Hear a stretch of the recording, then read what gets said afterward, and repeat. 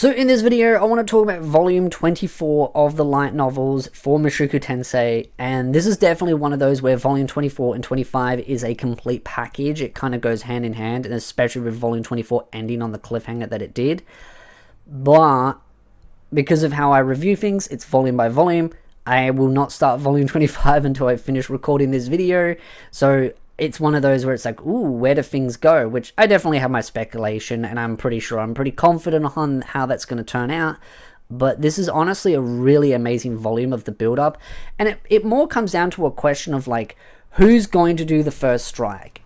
And obviously, in my opinion, Geese was always going to do the first strike. It was very clear, because of the man god, the edge that he has, and the fact that none of them have been able to find Geese. And that, again, comes down to the fact that Geese is very resourceful, but he also has the man god on his side, so they have an advantage on that end. So Rudy's got to kind of try and plan things out. But the tricky part is he's trying to accomplish so much all at once, and so he's spreading himself out thin with his allies and everything.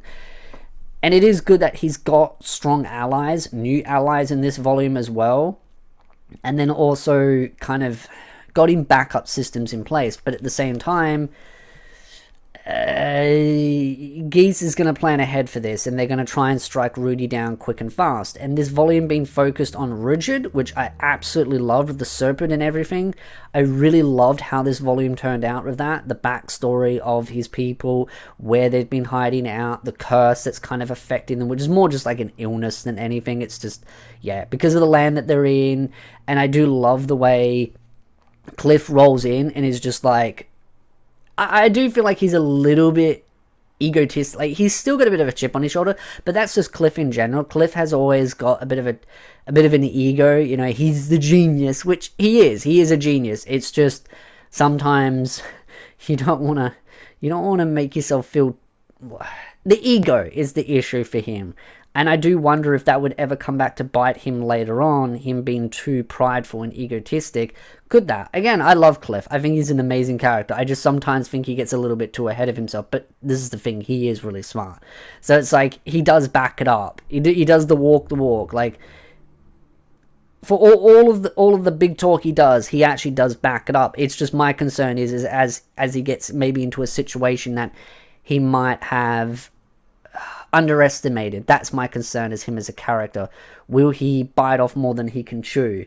Which will be interesting to see, but I mean, we are basically drawing the end to the sort of the series, and even with volume 25, then there's 26, and then there's some side story volumes.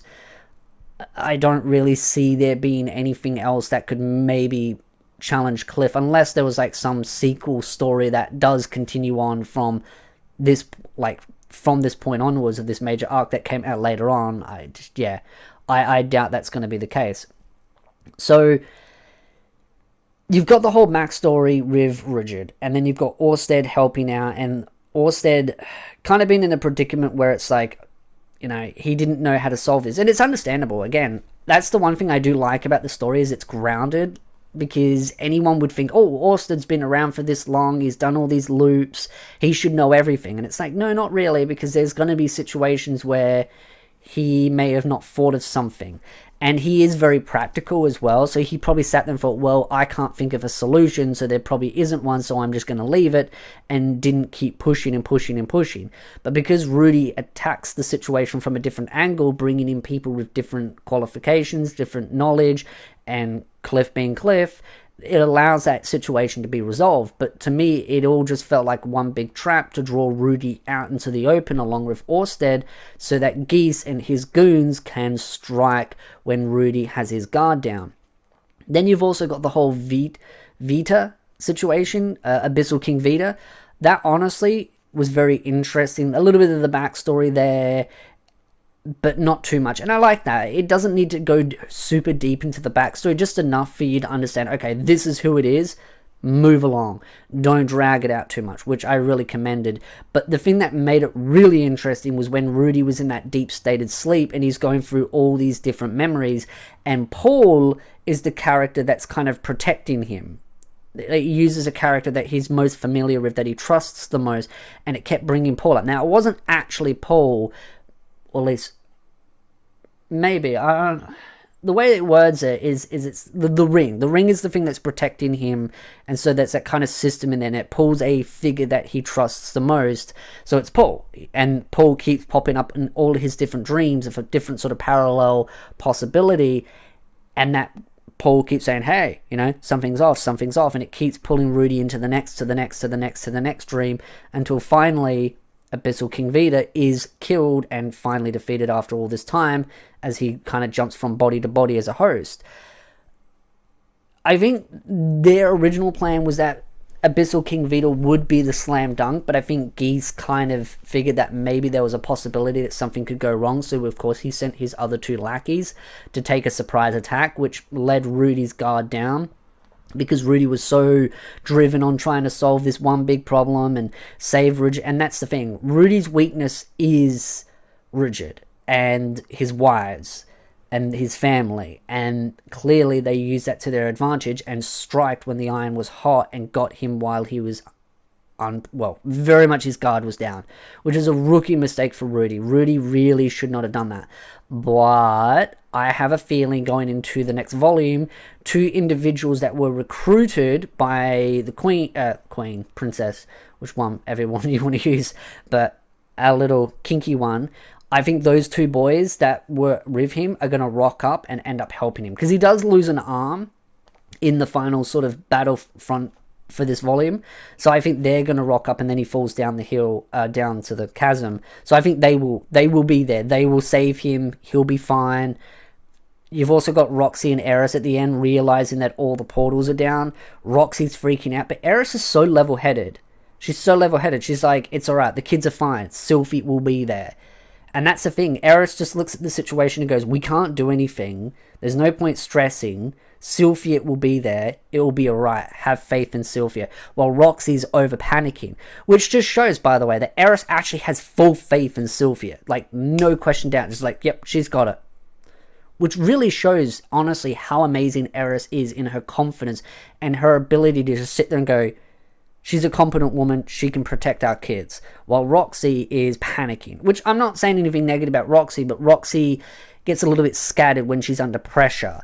That's the downside about Roxy as a personality point, is that she's very easy to rattle in a very stressful situation, while Eris is battle hardened. I mean, you got to look at the difference. Roxy is a magician, Eris is a full-blown warrior.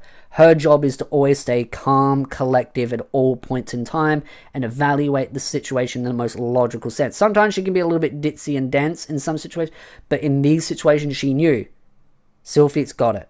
The other things are in place, everything will turn out fine. Also, I mean, this will sound weird, but I really, really, really think Norn and Rigid, there's got to be some romance there. And that sounds weird, but it's just, again, a speculation of mine. Because it feels like the light novel series is building up on that. And again, I haven't finished the story, so I don't know where it goes for me. Like, maybe it does, maybe it doesn't, maybe I'm insane. But the reason why I'm hesitating on saying that is because I know there'd be controversy on that. Like, Norn's quite young in the story, and Rigid's quite old. Like, he's an older boy. He's been around the block a couple of times. He's had a family once before. But Norn, there's something about Norn that she's very much attached to Rigid. Like, there's just some, like, almost crush-like attachment that I feel like's there. And so it makes me wonder if Norn was to get a bit older as the story goes on, is there a possibility of a romance? Now, again, I don't know if that's true or not. I'm just speculating based on this attachment that I see in her. I know how many volumes are left. I just don't know what's in those volumes. I've been trying to keep myself out of a lot of that stuff because so many people spoil the story. So I've done pretty well so far, but it can be difficult at times. Though, again, I definitely think there's potential of a there maybe down in the future. Now, as far as the other stuff goes, the one thing that kind of did hit me really hard was Rudy's different relationships. Like, when he was in that dream state, there was a lot of different possibilities. Like, even one with the queen, well, the princess or the queen, whichever one you want to word it as, because that's why I kind of juggle it around. Because, yeah, she becomes the queen, and technically he becomes a king in one of those dreams, and their relationship's interesting in that one. That one piqued my interest, because I kind of always wondered, like, what if Rudy actually just shacked up with the princess, instead of, like, what if Sylvia wasn't ever around and they got together? Because their relationship, that's the thing, like, it's a very interesting relationship of a what if, and it rattles my mind, but it was so cool to see in that possibility. I mean, there was a couple of other relationships as well, one with a certain cat girl, or beast girl, sorry, I should say, and I always say cat girl whenever I see ears like that, but one particular beast girl, I didn't like that side of the sort of the possibility, because I kind of always thought Rudy and her would always kind of like be constantly, you know, getting it on in the bed, being that she is a beast girl, but it's more of a seasonal type thing, and then other relationships as well. But the princess one was just the one that I've always wondered the possibility of, like, what if Sylvia and all the other girls weren't in the picture and Rudy did just actually shack up with the princess. It's just like him becoming a king, the responsibilities, he has all these different concubines, but Rudy's very insecure about it all, thinking that the princess doesn't actually really like him. But I think there's actually a part in that if they did get together, I think she would actually have actual genuine feelings for him, and have feelings for him because of his ability to be competent and strong as an individual, which is what would draw her to him. That I actually think makes sense from a romance standpoint. It was just, out of all the different parallels, that was the one that kind of piqued my interest the most. Mainly also because I just have a thing for the princess. She's just so fun as a character. Like, the fact that she is as kinky that she is, she's just so charismatic, she's just fun. Like, such a well written character. But all of the Mushoku Tensei characters are super well written. It's just, some of them are just, they kind of stick out more than the others, and she is definitely one of those. And then, of course, Rudy's mother kind of being all well and everything, and all those other different possibilities of what if he did go, what if he didn't go, what if they did save, what if, etc, etc.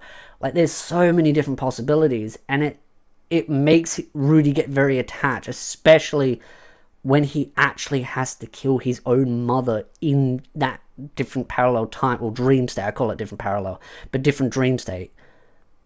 It's like, that would have really been hard for him to do, because he knew he had to do it, but he didn't want to do it. And that's the whole thing. It latches on to a memory that he doesn't want to let go, and he doesn't want to do what he wants to do. So, such a good volume. I'm looking forward to where the story is going to go. Clearly, Rudy's going to be fine. I mean, oh my god, Rudy dies in this volume, and that's the end of the story. So, I just think those other two are going to be there to save him, and then Eris and Roxy and all that will probably make a rush to Rudy, realizing that the ambush has started. And then, yeah, the whole team will come together, and I think they will strike back against Geese and those that Geese has kind of mustered together to attack him. So I'd love to know your thoughts in the comment section down below. What did you think of volume 24 of the light novel series? Again, if you like this video, hit the like, subscribe, and I'll see you beautiful nerds in the next video.